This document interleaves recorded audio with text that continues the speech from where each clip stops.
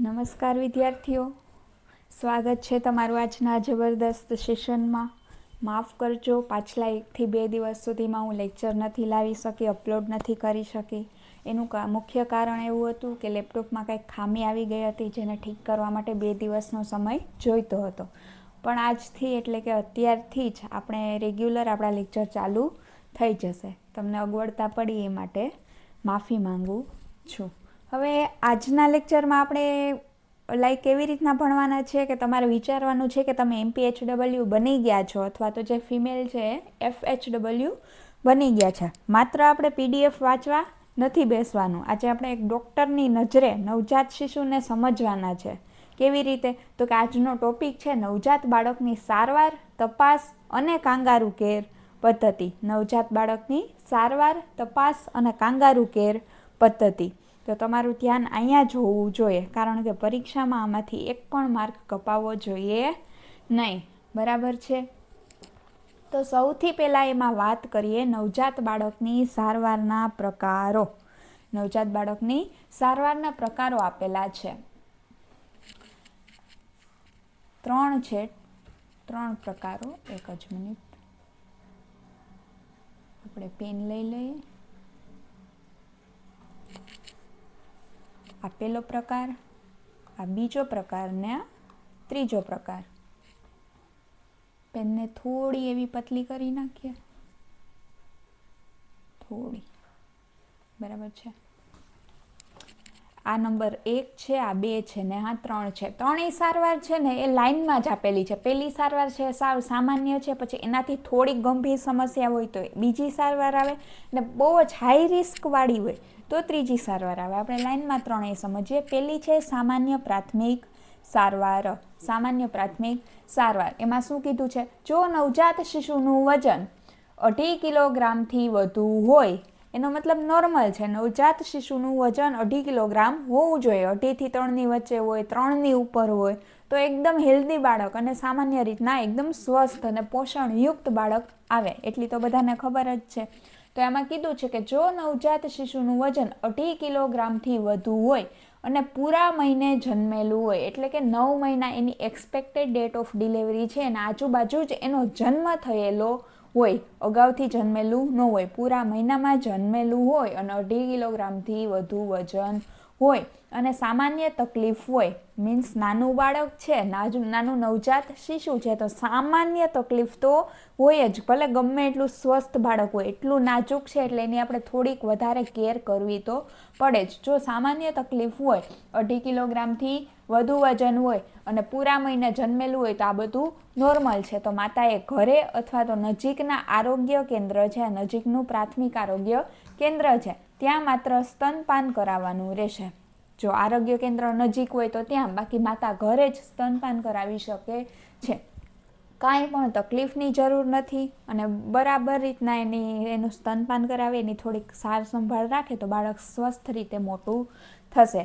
જો શ્વાસ બરાબર લે છે કે નહીં તેની ખાતરી કરવી અને એને હૂંફ આપવી. બાળકને, નાના બાળકને, નવજાત બાળકને શું કરવાનું? હૂંફ આપવાની રહેશે. એને ઠંડી ન લાગે, એને તાવ ન આવે, એની કાળજી લેવાની રહેશે. બાળક તો સ્વસ્થ જ છે, પોષણયુક્ત જ જન્મેલું છે, પણ એનું ધ્યાન તો રાખવું પડશે ને, એવું ને એવું રહે એના માટે જન્મીને પછી. બરાબર છે? તો આ છે સામાન્ય પ્રાથમિક સારવાર, કે જ્યારે બાળક નોર્મલ હોય, 2.5 કિલોગ્રામથી વધુ વજન હોય, પૂરા મહિને જન્મેલું હોય તો એની નોર્મલ સારવાર કરવાની છે અને ખાલી એને ઘરે અથવા તો આરોગ્ય કેન્દ્રે સ્તનપાન કરાવવાનું છે. અને 2 વસ્તુ ચેક કરી લેવાની. એક તો ખાસ કરીને શ્વાસ બરાબર લે છે કે નહીં, અને એને બરાબર શું કરવાનું? હૂંફ આપવાની રહેશે, જેથી એ સ્વસ્થ રહે. પછી છે વિશિષ્ટ સારવાર. બીજી છે આપણી વિશિષ્ટ સારવાર. એમાં શું છે કે જો શિશુનું વજન 2.5 કિલોગ્રામથી ઓછું છે, 2.5 કિલોગ્રામથી ઓછું છે અને પૂરા મહિને જન્મેલ છે, પૂરા મહિને તો જન્મેલ છે પણ છે એનું વજન છે 2.5 કિલોગ્રામથી કેવું છે? ઓછું. બહુ તકલીફની, બહુ ગંભીર સમસ્યા નથી આ, પણ નોર્મલ કરતાં થોડુંક એવું બાળક કહે ને પોષણ ઓછું છે. નોર્મલ જે બાળક હોય 2.5 કિલોગ્રામથી વધુ, એના કરતાં થોડુંક ઓછું કિલોગ્રામનું છે, એટલે થોડુંક ઓછું પોષણયુક્ત છે. તો એને ગંભીર બીમારીના લક્ષણો જો એમાં દેખાતા હોય તમને, તો હોસ્પિટલમાં એને શું કરાવવાનું, બાટલો ચડાવવાનો રહેશે, ઇન્જેક્શન અપાવવાનું રહેશે અને નળીથી દૂધ પીવડાવવા જેવી સારવાર અપાય છે. એને કહેવાય વિશિષ્ટ સારવાર. જો બાળકનું વજન 2.5 કિલોગ્રામથી ઓછું હોય અને અમુક બીમારીઓના જો એમાં લક્ષણ તમને દેખાતા હોય, એમ ફાઇનલ નથી કે આના આ બીમારી છે જ, પણ એક લક્ષણ દેખાય છે, ટૂંકમાં અંદરથી એક આપણને શંકા હોય છે કે બાળકનો વજન ઓછો છે, આને કાંઈ હશે, તો એવા કંઈ લક્ષણો દેખાય તો એને હોસ્પિટલમાં બાટલો ચડાવી દેવાનો, ઇન્જેક્શન આપી દેવાનું. અને જો બાળક સરખી રીતના જોઈ કુપોષણયુક્ત હોય થોડુંક, તો એ સરખી રીતના પોતાની જાતે સ્તનપાન નથી કરી શકતું, એટલા માટે એને નળીથી દૂધ પીવડાવવાનું રહેશે. આને કહેવાય વિશિષ્ટ સારવાર. હવે આપણે ત્રીજી આવે મહત્ત્વની સારવાર. સૌથી મહત્ત્વની છે, કારણ કે આમાં માતાના મરવાના ચાન્સીસ વધુ હોય છે.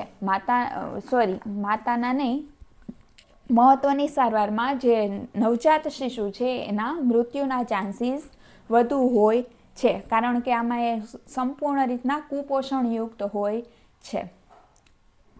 મહત્ત્વની સારવારમાં છે શિશુનું વજન 1.5 કિલોગ્રામથી પણ ઓછું હોય. 1.5 કિલોગ્રામ, 1.5 કિલોગ્રામથી પણ શિશુનું વજન ઓછું હોય, પ્લસ અધૂરા મહિને જન્મેલું છે, એટલે 9 મહિના પહેલાં, 7મા મહિના આજુબાજુ જન્મેલું હોય, ઘણીવાર EDD expected date of delivery પહેલાં જન્મેલું હોય, તો એનું વજન 1.5 કિલોગ્રામથી ઓછું હોય છે. અને જીવલેણ બીમારીઓના લક્ષણ ધરાવતું હોય, જો બાળક જીવલેણ બીમારીઓના લક્ષણ ધરાવતું હોય, 1.5 કિલોગ્રામથી વજન ઓછું છે, અધૂરા મહિને જન્મેલું છે, તો એને અદ્યતન ઉપકરણોની સજ્જ હોસ્પિટલમાં સારવાર અપાય છે. અદ્યતન ઉપકરણો એટલે કે જે આધુનિક ઉપકરણો છે, સારામાં સારી જે મોટી હોસ્પિટલ હોય છે, જ્યાં બધી સુખ સગવડ હોય છે, બધી રીતના ત્યાં ટેકનોલોજીનો ઉપયોગ થતો હોય, એવી હોસ્પિટલમાં એને NICUમાં રાખવામાં આવે છે. હવે NICU શું છે? NICU એટલે કે નવજાત બાળક માટેનું ICU છે, જેને કહેવાય છે નિયોનેટલ. નવજાત બાળકને શું કહેવાય? Neonatal intensive care unit. શું કહેવાય? Neonatal intensive care unit. NICUનું ફૂલ ફોર્મ છે, ખાસ કરીને યાદ રાખજો. તમને ચોખ્ખા શબ્દોમાં લખી દઉં અહીં સાઈડમાં.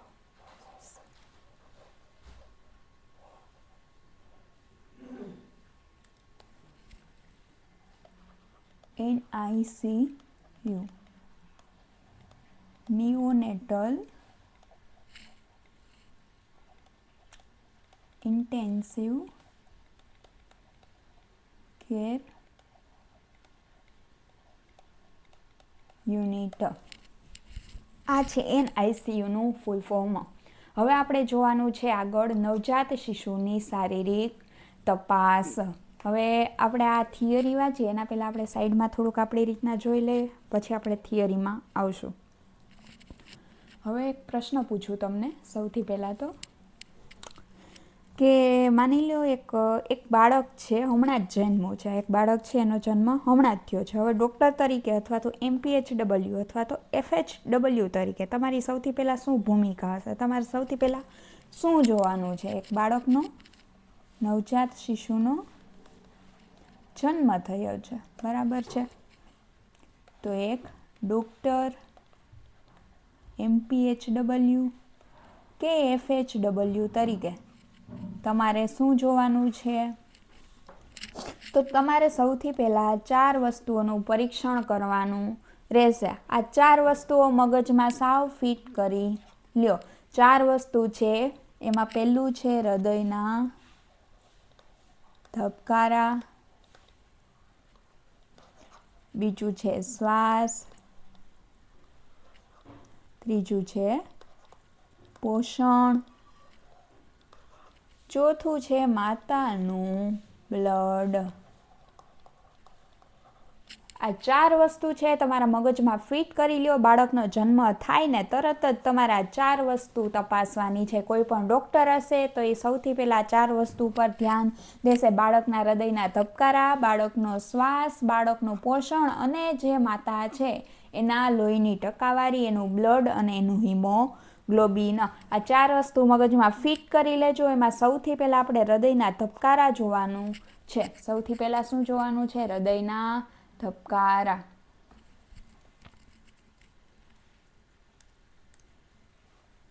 જોઈએ આપણે પેલું હૃદયના ધબકારા. હવે એક વાત કહું મિત્રો, જો આપણું હૃદય છે, બરાબર છે, આપણે પુખ્ત વયના છીએ, આપણું હૃદય છે એ કેટલી વાર 1 મિનિટમાં કેટલી વાર ધબકે છે?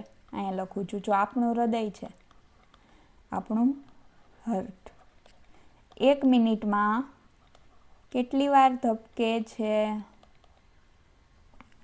સોરી, મિનિટનો સ્પેલિંગ ખોટો છે. સ્પેલિંગ ઉપર ધ્યાન ન દેતા થોડુંક. ખાલી આપણે શોર્ટમાં જ લખી લઈએ. 1 મિનિટ, બરાબર છે. આપણું હૃદય છે 1 મિનિટમાં કેટલી વાર ધબકે છે? તો કે 72 વાર. હવે આપણું હૃદય છે મોટું હશે અને બાળકનું હૃદય કેવડું છે? નાનું, એકદમ નાનું, નાના કરતાં પણ નાનું. જે જન્મેલું બાળક છે, નવજાત શિશુ છે, એનું હૃદય તો એકદમ નાનું છે. એટલે એને લોહી પહોંચાડવા માટે, જો હૃદયનું કામ શું છે કે શરીરના વિવિધ ભાગો સુધી ઓક્સિજનયુક્ત લોહી પહોંચાડે છે. તો બાળકના હૃદય સાવ નાનું છે, તો એને લોહી બધી વસ્તુમાં એને લોહી પહોંચાડવાનું છે. તો નાનું છે એટલે એને વધારે કામ કરવું પડશે. તો એને 72 વખત કામ ચાલશે નહીં. એનું હૃદય 72 વખત ધબકશે નહીં. કારણ કે એને બધી વસ્તુએ, બધી જગ્યાએ લોહી પહોંચાડવા માટે એને ફટાફટ લોહીનું શું પમ્પિંગ કરવું પડશે. એના હૃદયમાં શું કરવું પડશે? ફટાફટ પંપ કરવું પડશે. એટલે જ્યારે આપણે નવજાત બાળક છે, નવજાત શિશુ જ્યારે જન્મે ત્યારે ડૉક્ટર જ્યારે એનું હૃદયના ધબકારાનું માપન કરે તો એ કેટલા હોવા જોઈએ? તો કે 120 થી 140 પ્રતિ મિનિટ હોવા જોઈએ. 120 થી 140 એટલે કે 1 મિનિટમાં નવજાત શિશુનું જે હૃદય છે એ 120 થી 140 વખત પમ્પિંગ કરવું જોઈએ. 120 થી 140. ધ્યાન રાખો, આ હૃદયના ધબકારા છે નવજાત શિશુના. એના હૃદયના ધબકારાનું માપન કેનાથી થાય છે? તો કે ડોપલર મશીનથી થાય છે. ડોપલર મશીનથી થાય છે. મોસ્ટ આઈએમપી છે, યાદ રાખજો. એક આ વસ્તુ છે અને આ આંકડો છે. આ 2 વસ્તુ છે, મોસ્ટ આઈએમપી છે, યાદ રાખજો. 120 થી 140. નવજાત બાળક છે, નવજાત શિશુ છે, એના હૃદયના ધબકારા છે એ 1 મિનિટમાં કેટલી વાર ધબકે છે? 120 થી 140 પ્રતિ મિનિટ. અને ડોપલર નામનું મશીન છે જેના દ્વારા બાળકના હૃદયના ધબકારા માપવામાં આવે છે. અને આપણા હૃદયના ધબકારા 1 મિનિટમાં કેટલી વાર ધબકે છે? 72 વખત. બરાબર છે? યાદ રહી ગયું બધાને? હવે જો માની લ્યો 120 થી 140 ધબકારા નથી આવ્યા. એમાં 2 કન્ડિશન છે. પહેલી કન્ડિશન છે કે બાળકના ધબકારા છે ને 120 થી ઓછા છે. 120 થી માની લ્યો ઓછા છે, તો એને શું કહેવાય? અને બીજું છે 140 થી વધુ હોય પર મિનિટ. 140 નહીં, અહીંયા 160, સોરી, 160 થી વધુ હોય.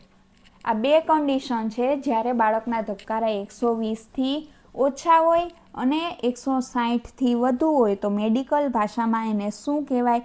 તો કે 2 ટર્મ છે, આ ખાસ યાદ રાખજો. એક છે બ્રેડીકાર્ડિયા અને બીજું છે ટેકીકાર્ડિયા.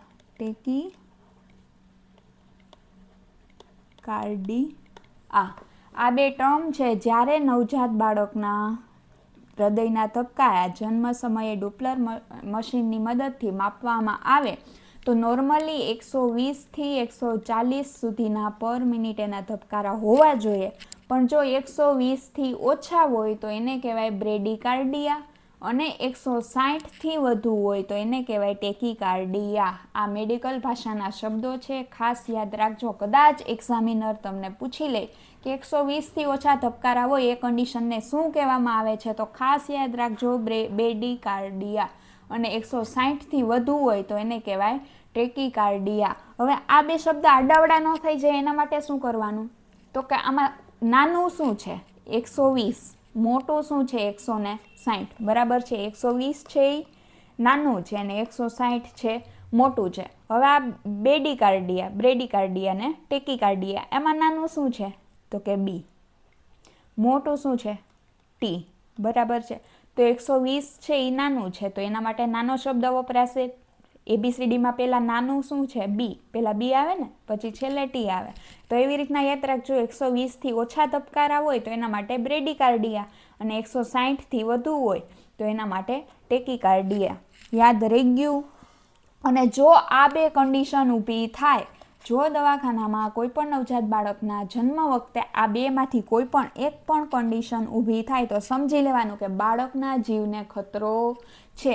લાલ નિશાની, ઓલું હોય ને રોડ ઉપર ચોકડી, અહીંયા ઓલું ખોપરી હોય ને આવી રીતના આમ ચોકડીનું ખતરાનું નિશાન હોય, ખતરો, ડેન્જર.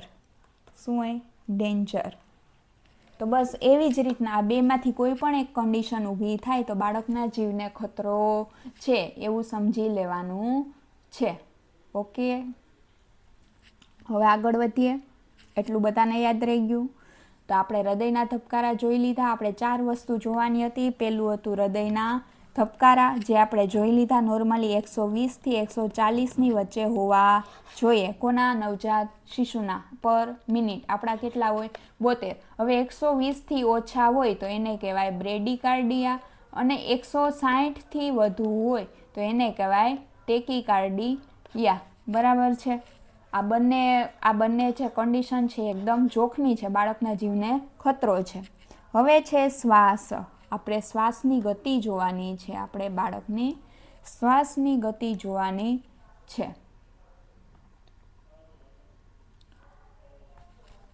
ધબકારા જોઈ લીધા. હવે બીજું છે શ્વાસ. શ્વાસની ગતિ, ટૂંકમાં કહીએ તો શ્વાસોશ્વાસની ગતિ. આપણે રેસ્પિરેશન.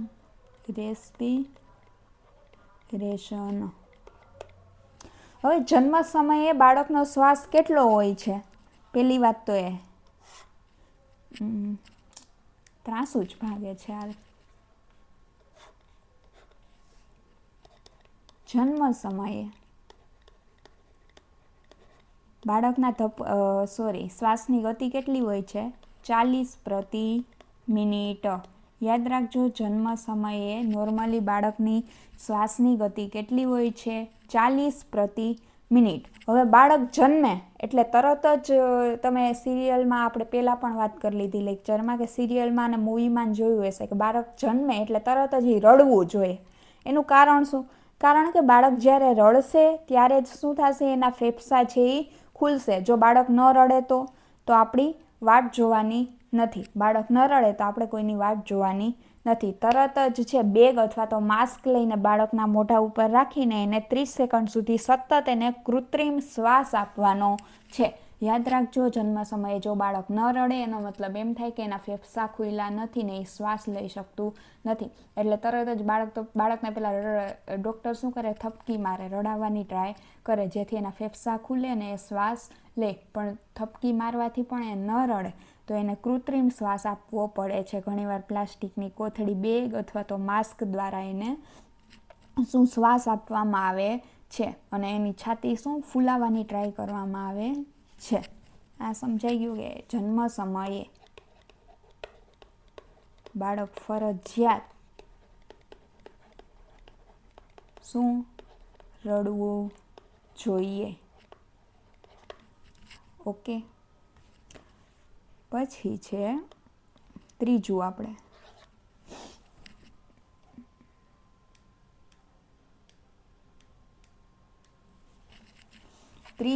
શું જોયું હતું ઉપર? પહેલાં હતા હૃદયના ધબકારા. શ્વાસની ગતિ નોર્મલી કેટલી હોય છે? 40 પ્રતિ મિનિટ. હવે છે બાળકનું પોષણ. બાળક કુપોષણ છે કે નહીં એની તપાસ કરવાની છે. બાળક કુપોષિત છે કે નહીં આપણે એની તપાસ કરવાની છે. બાળકનું પોષણ. હવે તમને પૂછવામાં આવે કે બાળક કુપોષિત છે કે નહીં એટલે તમે સૌથી પહેલાં શું કરશો? બાળકનું વજન તપાસવા જાશો. બરાબર છે? બાળકનું શું કરશો? વજન તપાસવા જાશો. પણ બધી વસ્તુ વજન કાંટા દ્વારા માપી શકાય નહીં. બાળકનું પોષણ છે એ વજન કાંટા દ્વારા માપી શકાય નહીં. ખાલી વજન કાંટો જ સાચું બોલે એવું નથી. આપણે શું માપવાનું છે આ વખતે? બાળકનું મિડ અપર આર્મ સર્ક્યુમફેરન્સ માપવાનું છે. શું છે? MUAC. એને કહેવાય મિડ અપર આર્મ સર્કમફેરન્સ. આ છે હાથનો ઘેરાવો છે બાળકના. જો બાવડું આપણે કહીએ ને આપણી ભાષામાં શું કહીએ? બાવડું. બાળકનું હાથ ઈ માપે છે હાથનો ઘેરાવો. આ શું છે? એક પટ્ટી છે. MUAC શું છે? એક પટ્ટી છે જેનાથી બાળકનો હાથનો ઘેરાવો છે, બાવડાનો ઘેરાવો છે એ માપવામાં આવે છે. હવે MUAC છે એનું બીજું નામ છે. MUAC છે એનું બીજું નામ છે શાકીર ટેપ. યાદ રાખજો, શાકીર ટેપ. બરાબર છે? MUAC ને શાકીર ટેપ પણ કહેવામાં આવે છે. અને આ MUAC ની પટ્ટી છે ને 3 કલરમાં હોય છે. 3 કલરમાં હોય છે. ટ્રાફિક સિગ્નલની જેમ કામ કરે છે. 3 કલરમાં હોય છે MUAC ની પટ્ટી. 3 કલર કોડ હોય છે. પહેલો છે લીલો, બીજો છે પીળો ને ત્રીજો છે લાલ કલર. લીલો, પીળો અને લાલ કલર. હવે લીલો રંગ છે એનો મતલબ શું થાય? કે બાળકનો હાથનો જે ઘેરાવો છે, બાવડું છે, 12.5 સેમીથી વધુ છે. બાળકના બાવડાનું માપ છે 12.5 સેમીથી વધુ હોય તો પટ્ટીમાં કયો કલર આવે? લીલો. હવે 11.5 સેમીથી 12.5 સેમી આવે તો પીળો કલર, અને 11.5 સેમીથી ઓછું આવે તો લીલો, લાલ કલર. જો આવી રીતના પટ્ટી હોય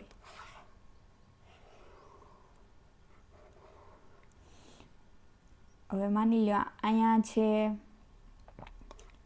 11.5, અહીંયા છે 12.5. હવે 12.5થી વધુ હોય તો અહીંયા આવે લીલો કલર. 11.5થી 12.5ની વચ્ચે આવે તો અહીંયા આવે પીળો કલર. ને 11.5થી નીચો આવે તો લાલ કલર. જેમ ટ્રાફિક સિગ્નલમાં કેમ હોય, આપણે શું જોઈએ કે લીલો રંગ આવે એનો મતલબ શું થાય? કે ગાડી જવા દો, બધું ઓકે છે. એનો મતલબ બાળક ઓકે છે, ગાડી જવા દો, બાળક એકદમ સ્વસ્થ છે, ચિંતા જેવું કાંઈ છે નહીં. લીલો કલર આવે ત્યારે બાળક એકદમ સ્વસ્થ છે, ચિંતા જેવું કાંઈ છે નહીં, બાળક સ્વસ્થ. લીલો કલર આવે MUAC પટ્ટીમાં, જ્યારે લીલો કલર આવે ત્યારે બાળક સ્વસ્થ છે, કારણ કે એના બાવડાનું માપ છે 12.5 સેન્ટીમીટર છે. પછી પીળો કલર આવે ત્યારે તમે શું થાય? તો તમારે ટ્રાફિક સિગ્નલમાં હોય ત્યારે પીળો કલર આવે તો શું થાય? તો કે ગાડી હવે એક્શન લેવાના સમયમાં છે. મીન્સ હજી ભગાવવાની, હજી હાવ ઊભું રહેવાનું નથી, ભગાવવાની નથી એવું. તો આમાં શું થાય છે? પીળો કલર આવે ત્યારે બાળક મધ્યમ કુપોષિત છે. શું છે? બાળક મધ્યમ કુપોષિત છે. મધ્યમ કુપોષિતને અંગ્રેજીમાં કહેવાય MAM. જ્યારે આ પીળો કલર આવે ત્યારે બાળક છે મધ્યમ કુપોષિત છે, એને કહેવાય મોડરેટ એક્યુટ માલન્યુટ્રિશન. મોડરેટ એક્યુટ માલન્યુટ્રિશન એટલે કે મધ્યમ કુપોષિત, એટલે કુપોષિત એ નથી ને સ્વસ્થ એ નથી, એવું વચ્ચેનું, એને કહેવાય પીળો કલર. બરાબર છે. બાળકના હાથનો ઘેરાવો 11.5 સેન્ટીમીટરથી 12.5 સેન્ટીમીટરની વચ્ચે આવે ત્યારે કહેવાય કે બાળક છે અસ્વસ્થ નથી ને પૂરી રીતના સ્વસ્થ પણ નથી, મધ્યમ કુપોષિત છે, એટલે કે મોડરેટ એક્યુટ માલન્યુટ્રિશનમાં છે. બરાબર છે. એટલે બાળકનું થોડુંક ધ્યાન રાખવાની જરૂર છે. એનો મતલબ શું થાય? પીળો કલર આવે એનું કે બાળકનું સરખું થોડુંક ધ્યાન રાખવાનું છે અને સારો સારો ખોરાક દેવાનો છે. જો એની સારવાર કરવામાં નહીં આવે તો એ ક્યાં વયો જશે? લાલ ઝોનમાં વયો જશે. ઓલરેડી 11.5થી 12.5ની વચ્ચે એનો હાથનો ઘેરાવો છે. જો એનું ધ્યાન રાખવામાં ન આવે તો 11.5થી નીચે પણ એ જઈ શકે છે. ઓકે, બરાબર છે, સમજાઈ ગયું બધાને? આ હતું પીળું. હવે છે લાલ ઝોન, એટલે કે પટ્ટીનો લાલ કલર, MUSCનો લાલ કલર. આમાં છે બાવડાનો જે ઘેરાવો છે 11.5 સેન્ટીમીટર કરતાં પણ ઓછો છે. મતલબ શું? તો કે બાળક શું છે? ડેન્જર ઝોનમાં છે. બાળક છે અતિ કુપોષિત છે. આ પીળા કલર માટે MAM જોયું, મોડરેટ એક્યુટ માલન્યુટ્રિશન. હવે લાલ કલર છે એના માટે છે અતિ કુપોષિત. અતિ કુપોષિત એને કહેવાય SAM, સિવિયર એક્યુટ માલ ન્યુટ્રિશન. આ બધું તમારી નોટ્સમાં લખતા જાજો. બરાબર છે. હું અલગથી જે તમને ફૂલ ફોર્મ્સ લખાવું છું, જે વ્યાખ્યાઓ લખાવું છું, જે શબ્દો છે, બધું તમારી નોટ્સમાં લખતા જાજો. માલનો મતલબ, માલ છે, માલ ન્યુટ્રિશન એટલે કે એનું પોષણ કુપોષિત છે કે નહીં એ. સિવિયર એટલે કે અતિશય, SAM, સિવિયર એક્યુટ માલ ન્યુટ્રિશન. લાલ ઝોન છે, લાલ કલર છે એ ડેન્જર ઝોન છે, એટલે કે બાળક અતિ કુપોષિત છે. આનું ગુજરાતી શું થાય? અતિ કુપોષિત છે. બાળકને તાત્કાલિક હોસ્પિટલમાં લઈ જવાની જરૂર છે. અને તાત્કાલિક હોસ્પિટલમાં પણ ક્યાં? તો કે યાદ રાખજો, જ્યારે બાળક SAMથી ગ્રસ્ત હોય ત્યારે એને NRC, અહીંયા બીજો કલર નાખી દઉં એટલે તમને દેખાય સરખી રીતના. NRC, બાળકને NRC એટલે કે ન્યુટ્રિશન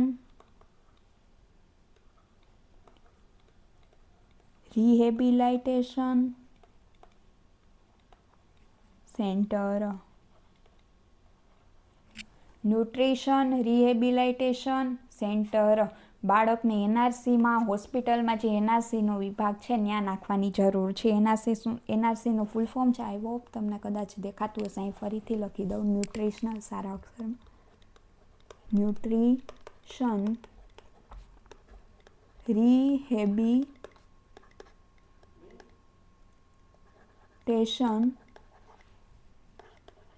સેન્ટર. બરાબર છે. આ NRCનું ફૂલ ફોર્મ છે. હવે એક વસ્તુ ખાસ યાદ રાખજો, MUSC ટેપ જોઈને આપણે, MUSC ટેપ છે જેમાં લીલો કલર હતો, પીળો હતો અને લાલ હતો. 12.5 સેમીથી વધુ હોય તો લીલો આવતો, પછી 11.5થી 12.5ની વચ્ચે હોય તો પીળો આવતો, અને 11.5થી નીચો હોય હાથનો ઘેરાવો તો લાલ આવતો. બરાબર છે. આ 3 ઝોન આવતા ટ્રાફિક સિગ્નલની. જેમ આ MUSC પટ્ટી છે ઓનલી 6 મહિનાથી 5 વર્ષના બાળકો માટે જ માપવામાં આવે છે. 6 મહિનાથી 5 વર્ષના બાળકો છે એના માટે જ આ ટેપ વાપરવામાં આવે છે. ટૂંકમાં 5 વર્ષ પછીના જે બાળકો છે એના માટે આ ટેપ નથી વાપરવામાં આવતી, કેમ કે એનું બાવડાનું ઓલું છે તો વધારે જ હશે. 11.5 સેમી આજુબાજુ તો એનું બાવડું હશે જ નહીં. બરાબર છે.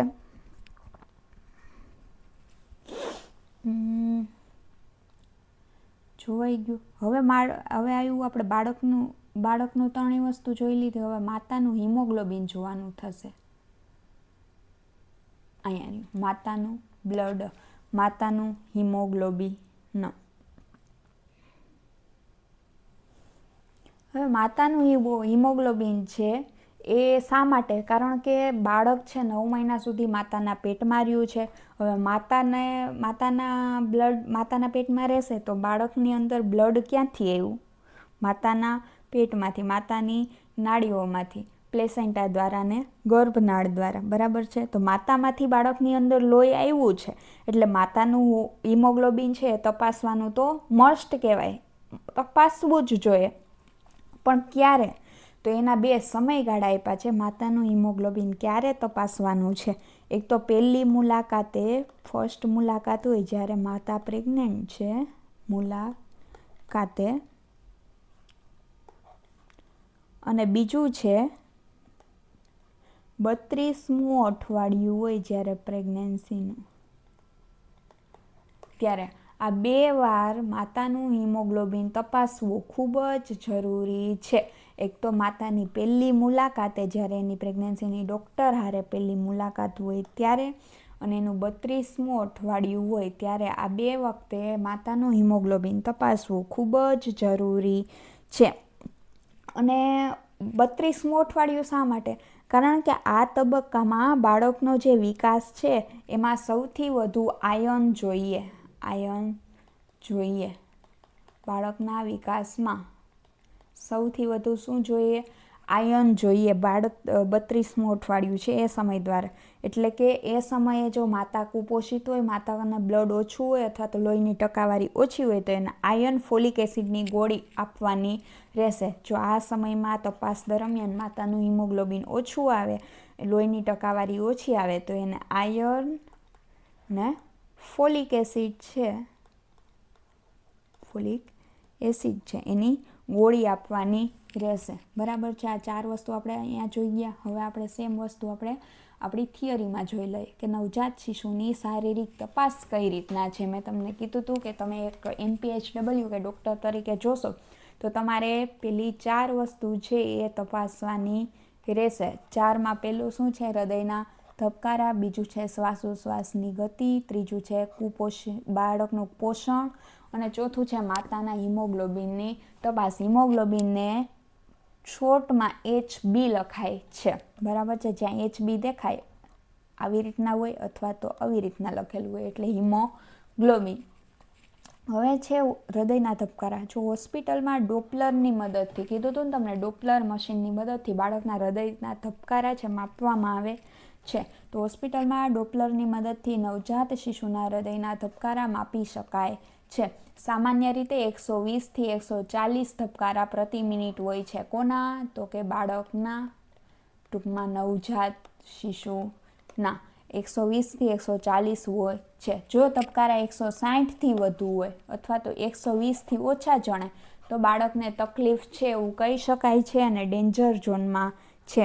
બાળકના ધબકારા છે 120થી ઓછા હોય ને 160થી વધુ હોય તો એના માટે મેં તમને 2 ટર્મ કીધી હતી જે આપણી થિયરીમાં નથી પણ મેં તમને લેક્ચરમાં લખાવેલી છે. તો આ જ એક વસ્તુ છે કે તમારે લેક્ચર જોવાનો ફાયદો શું થાય તો કે અમુક એક્સ્ટ્રા માહિતી તમને મળે.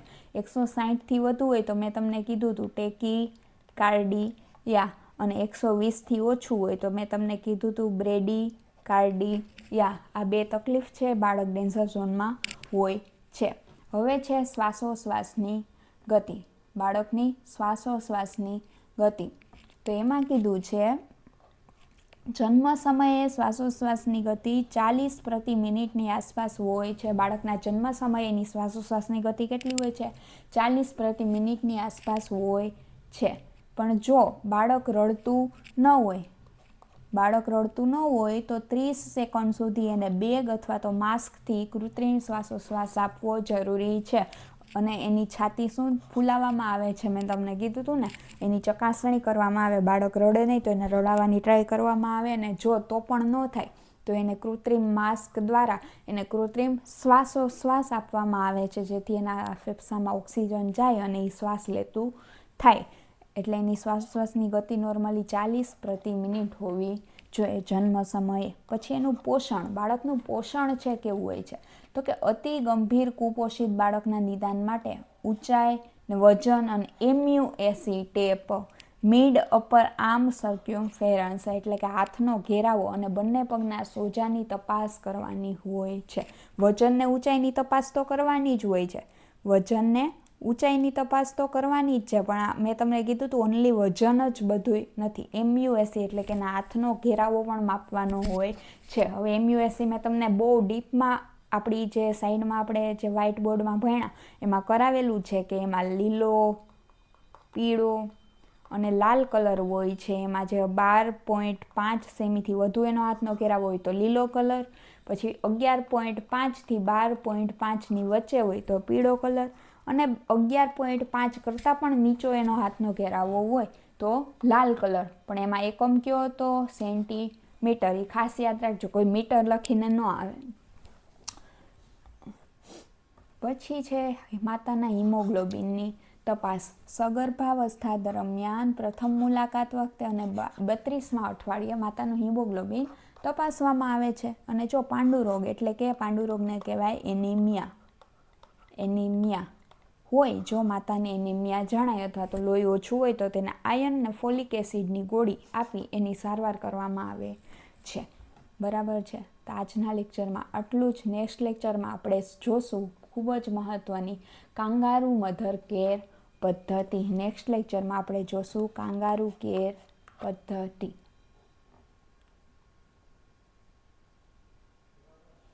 આપણા લેક્ચરની PDF માટે સબસ્ક્રાઈબ કરજો આપણી યુટ્યુબ ચેનલની સાથે સાથે ટેલિગ્રામ ચેનલને. આપણી ટેલિગ્રામ ચેનલમાં આપણે બધા જ લેક્ચરના જે મટીરિયલ છે એની PDF મૂકીએ છીએ. જો તમને બધાય જેટલા પોઈન્ટ્સ તમને સમજાવ્યા છે એ બધા પોઈન્ટ્સ મગજમાં ઉતરી ગયા હોય તો સમજો કે આ ટોપિક તમારો એકદમ પાકો. આશા છે કે આજનું સેશન તમને ઇન્ટરેસ્ટિંગ લાગ્યું હશે, મજા આવી હશે. હજુ કાંઈ કન્ફ્યુઝન હોય તો કોમેન્ટ સેક્શન તમારું જ છે, ગમે તે પૂછો, કાંઈ પણ કહો, તમારો પ્રતિભાવ આપો. અને જો વિડીયો ગમ્યો હોય તો લાઈક ને શેર કરવાનું ભૂલતા નહીં. જય હિન્દ.